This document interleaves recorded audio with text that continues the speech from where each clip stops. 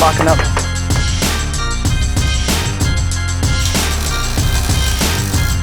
Dude, look at that. It's all gonna work.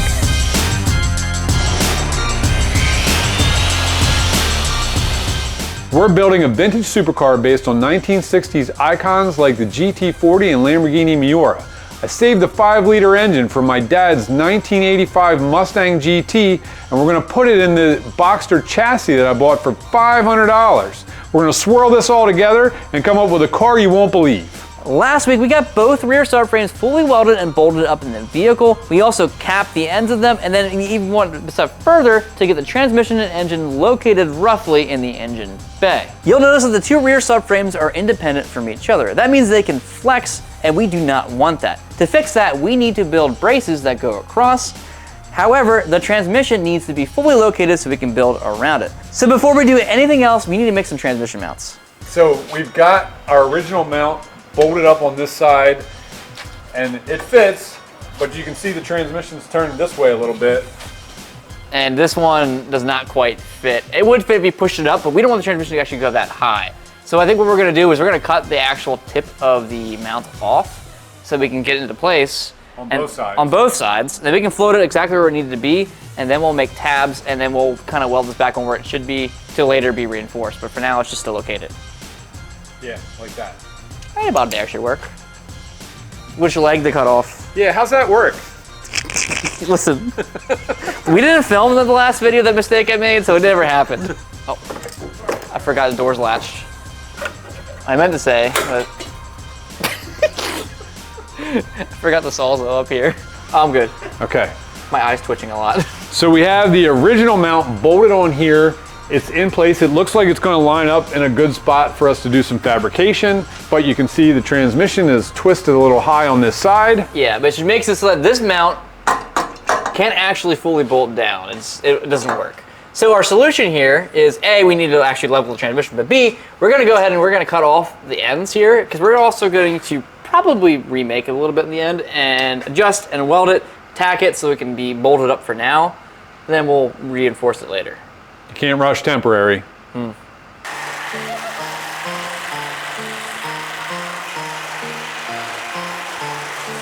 Lens? Oh, there goes the axle. Okay.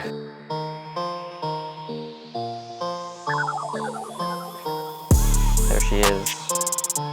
One beautiful trans mount. Should be good. Ready to see if it works?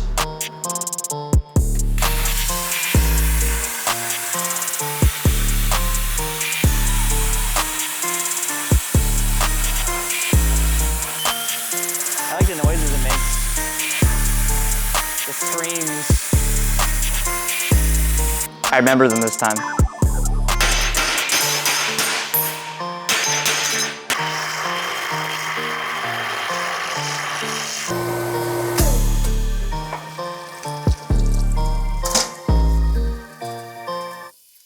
Clean enough. Good as new. Wait.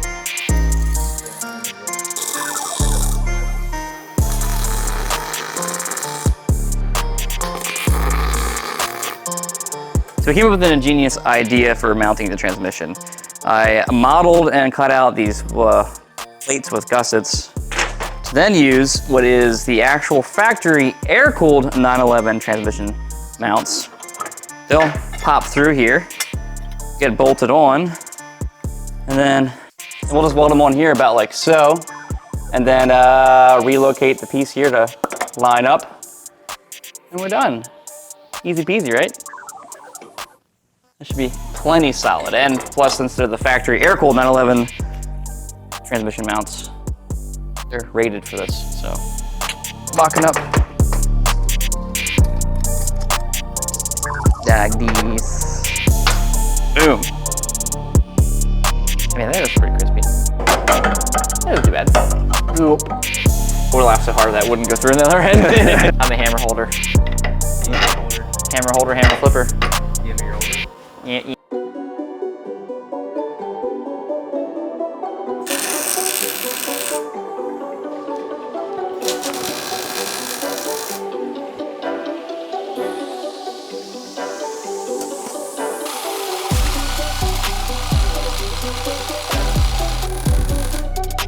got my hair.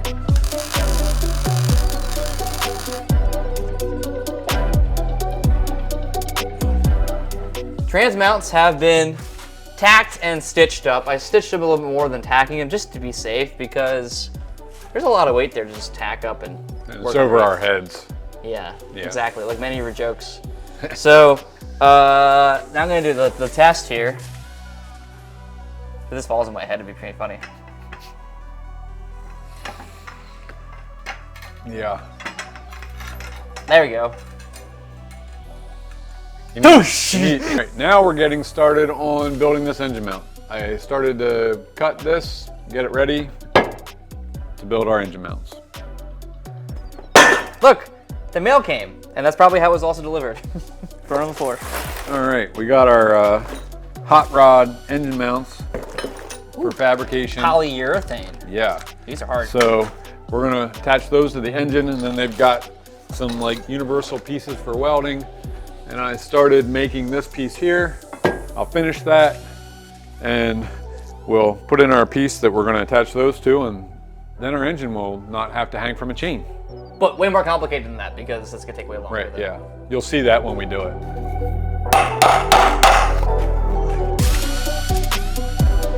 10mm bolts holding on a piece of paper. If I drill the metal all in those spots, it'll line up. And then you can put a laser pointer inside that size rod it takes, so you have the right.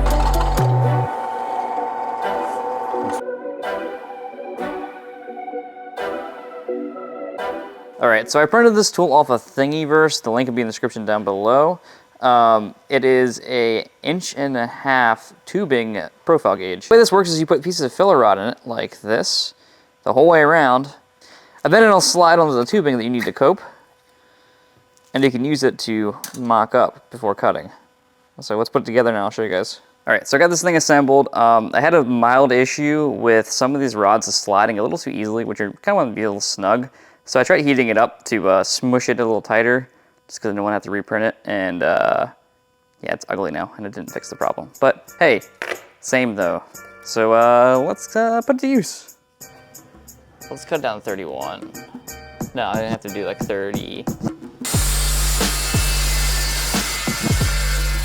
All right, so the next step that we need to do is get our engine mounts situated. And to do that, we need a cross brace that runs from about here to here on both sides for the engine mounts to be welded to and then be able to bolt the engine to.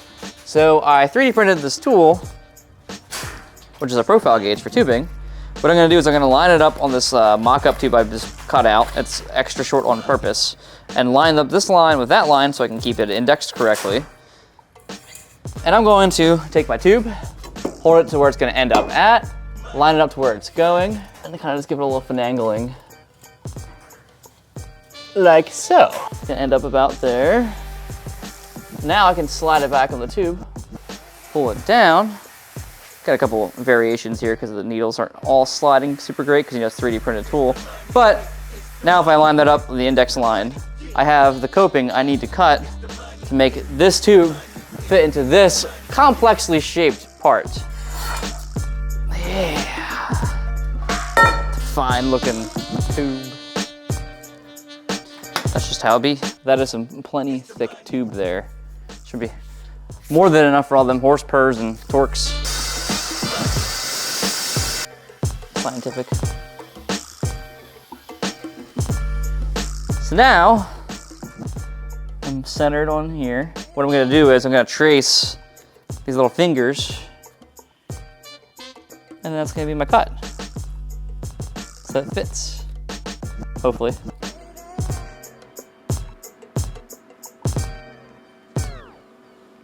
Was that good for slow-mo?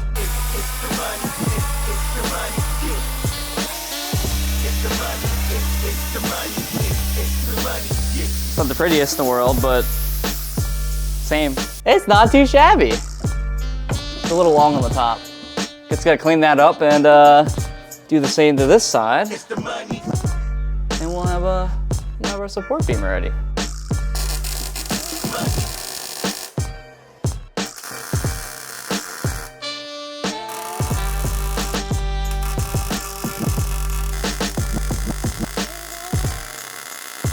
All I got 2 stitches on each side. That should be enough to hold the weight of an engine. I mean, I could probably, yeah. I'm about the weight of half that engine. So let's do the other side.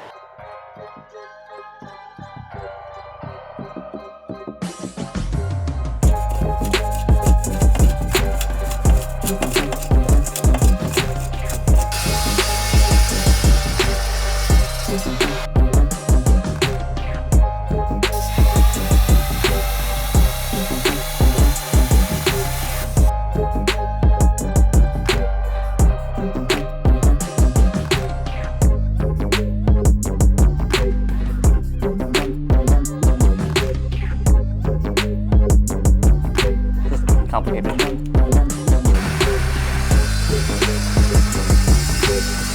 Oh, dude.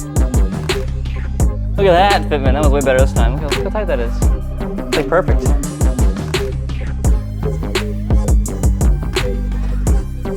Ow, my hand.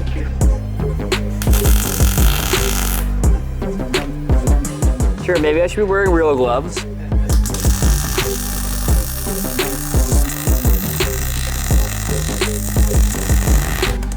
All right, so we got both beams in now. They're just stitched on, nice and strong.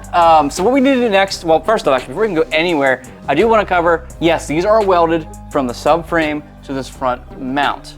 However, it's not going to stay welded. We're going to add an interface between like the brace here in some fashion, so we can unbolt this, remove this front subframe, remove the front carrier for the engine. Subframes can mount separately. However, for right now, we're welding it until we get things fully figured out before we do all the work to make sure we have all the little bits and bobs we need to lock it together. So now this is in place, what we need to do next is get this engine leveled. So we have a like custom way to get the transmission bolted to the engine, and it's not perfect. It's the thickness it needs to be. However, the engine's a little cockeyed compared to the transmission, and it's not how we want it to be when we actually have the mounts welded in. So we're gonna get that leveled first, and then we're gonna tackle engine mounts.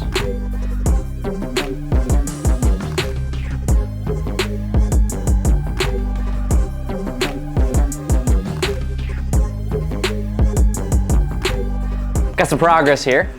This piece, socket's right there. But now we have this tongue that kind of hangs out and down below. So I'm thinking is, I'll just take a piece here that welds it to that, kind of cradles the bottom. That'll, downward force kind of rotate into it. I think that'll keep it pretty solid. Quick and easy, the way I like it. So I have my little piece. I'm gonna use the ArcDroid trace feature to make it without having to go through the steps of hopping on the computer. It's because it's like a weird shaped piece that's so small. I think it'd be faster just to do this. So what I'm gonna do is I'm gonna put it where I'm gonna cut it out at. I'm gonna trace it with a marker here. I could freehand this with the plasma, but why would I do that when I can just do this? And then I can copy paste and make 2 of them pretty easily. So now, with the ArcDroid, I take the stylus here. I'm gonna put it into trace mode. I'm going to lower it a bit so it's easily lining up here. And I have it in, basically what I can do is I can do, I'm gonna start here. So I'm gonna hit a point, and then I'm gonna hit a point here. So draw a straight line there, point here. And then I'm just gonna make points along the way here in a couple millimeter increments rather than trying to freehand that, because if I try to freehand that, that'd be ugly. Back to the beginning here. I'm gonna overcut a little bit just so I know that it'll cut it off. Bam. So now I have my piece located on the grid here, drawn out all nice. Then I'm going to hit save it.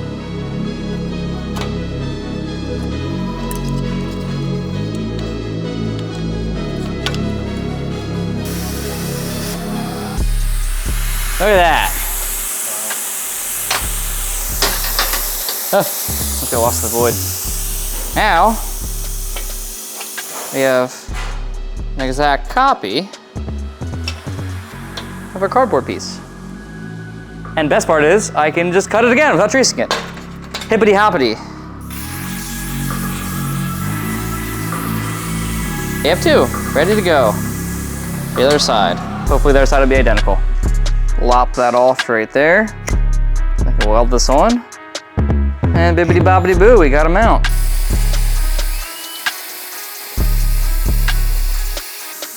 Grind that off and we should have a decent something.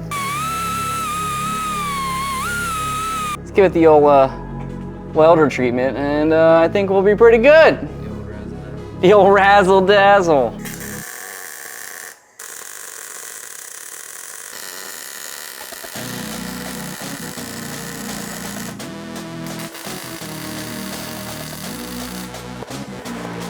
But when Tony asks, they're just really strong tacks.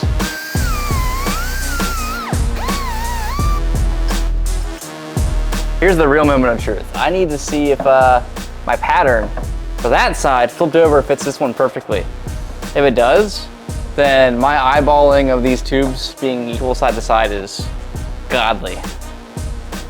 Yeah, I think it's gonna work. I don't know a way to find out. That's just by committing and just tracing and cutting it without actually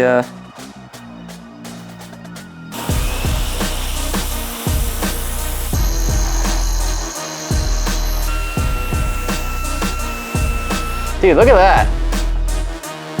It's all gonna work. Pretty square right there. Rip my hair. We got both engine mounts welded in. Should be good to go. The rear trans mounts are also welded in. So in theory, if I pull this pole jack out, it'll stay up. Now there is a chain here, you'll see, but it's loose. It's just a safety chain in case it decides to drop, but should be fine. Yeah, you might want to back up just in case. I'll stand directly under it.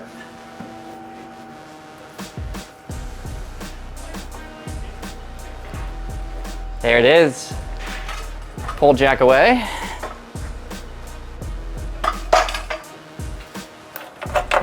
And the chain's still loose.